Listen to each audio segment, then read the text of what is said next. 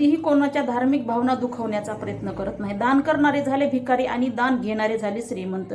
ज्या आपण देवी देवताच्या चरणावर ज्या 4-5 हजाराची एक पैठणी घेऊन अर्पण करतो, खरं तर ते चुकीचं आहे. कारण आपण त्यांच्या चरणावर पैठणी अर्पण करणं, साड्या अर्पण करणं म्हणजे मंदिरात जे पुजारी बसले आहेत त्यांचा बिझनेस, थोडक्यात बिझनेस वाढवणं होय. जे मंदिराच्या बाहेर बसले आहेत, तहानलेला पाणी द्या, भुकेलेला जेवण द्या. देवीच्या चरणावर साडी अर्पण करण्यापेक्षा ज्या मंदिराच्या बाहेर माता भगिनी फाटल्या वस्त्रामध्ये बसलेल्या आहेत, तेच वस्त्र तुम्ही त्यांना अर्पण करा. देव कधीही म्हणलं नाही की मला सोनं चांदी अर्पण करा, मला कपडे अर्पण करा. देव कधीही म्हणलं नाही की मला पंचपक्वानाचा भोग लावा, किंवा देव कधीही म्हणलं नाही की मला दही दुधाने लोण्याने आंघोळ घाला. जे तुम्ही देवाच्या मूर्तीवर घालत आहात ते सगळं वेस्ट आहे.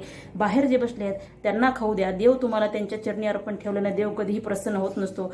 कुणाच्याही अंधश्रद्धेच्या अति अंधश्रद्धेला जास्ती बळी न पडता माणुसकी धर्म पाळायचा असेल तर मंदिराच्या बाहेर जे बसले आहेत त्यांना दान करा, त्यांना भोजन द्या, त्यांना अर्पण करा. देव तुमच्यावर नक्कीच प्रसन्न होईल. जय हिंद, जय महाराष्ट्र.